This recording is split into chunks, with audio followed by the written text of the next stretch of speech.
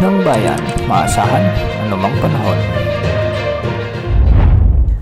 Magandang araw po sa ating lahat. Narito na ang pinakahuling update sa magiging lagay ng ating panahon sa susunod na 24 oras. Sa kasalukuyan ay wala na tayong minomonitor na sama ng panahon gaya ng LPA o bagyo sa loob at labas ng ating area of responsibility, at ang bagyong may international name na Nari ay patungo na sa Japan. Sa kasalukuyan ay southwest monsoon o hanging habagat na lamang ang weather system na nakakaapekto sa ating kapuluan, at ito ang weather system na nakakaapekto ngayon na magdadala ng maulap na papawirin na may mga kalat-kalat na pagulan at thunderstorms sa buong Western Visayas, sa may Negros Island region, sa may Zamboanga Peninsula, sa may Bay ARMM kasama na ang Zambales, Bataan, Cavite, sa may Occidental Mindoro, sa may Romblon kasama na ang Palawan. Pinaalalahanan o pinag-iingat natin ang ating mga kababayan dito na maging alerto sa banta ng mga biglaang pagbaha o pagguho ng lupa, lalo na kung may mga umiiral na katamtaman at minsan ay malalakas na pagbuhos ng ulan. Samantala, dahil nga sa bahagyang humina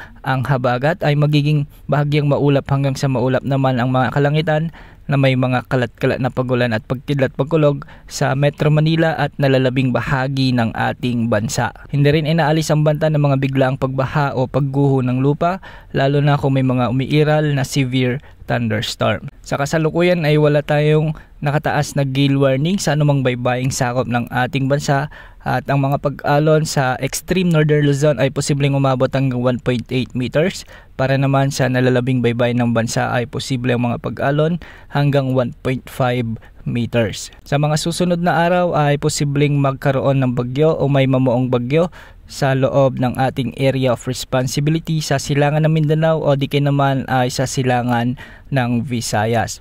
Ayon sa ipinapakita ng mga ginagamit nating global wind models, ay posibleng lumakas ito bilang bagyo at kikilos ng hilagang kanluran sa mga susunod na araw. Particular sa araw ng Miyerkules, kung saan hahatakin o palalakasin naman nito ang habagat na magdadala ng mga malalakas na pag-ulan sa kanlurang bahagi ng ating bansa, lalo na sa Luzon at Visayas. Sa mga kasunod pang araw ay posibleng ma-enhance ang habagat, at pinag-iingat natin ang ating mga kababayan o pinaghahanda na sa magiging posibleng epekto ng malakas na habagat, dahil posible ang banta ng mga pagbaha at pagguho ng lupa, lalo na yung mga ilang araw nang nakakaranas ng mga pag-ulan, dulot pa rin ng habagat na umiiral sa ating kapuluan.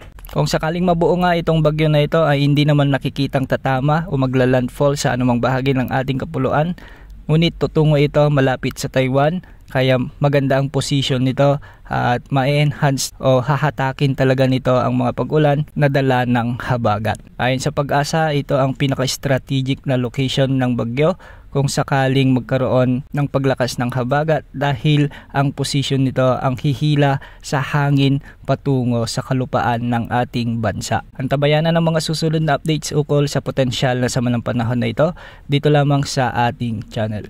Yan ang weather update sa araw na ito. Ito pang weather update ng bayan, maasahan anumang panahon.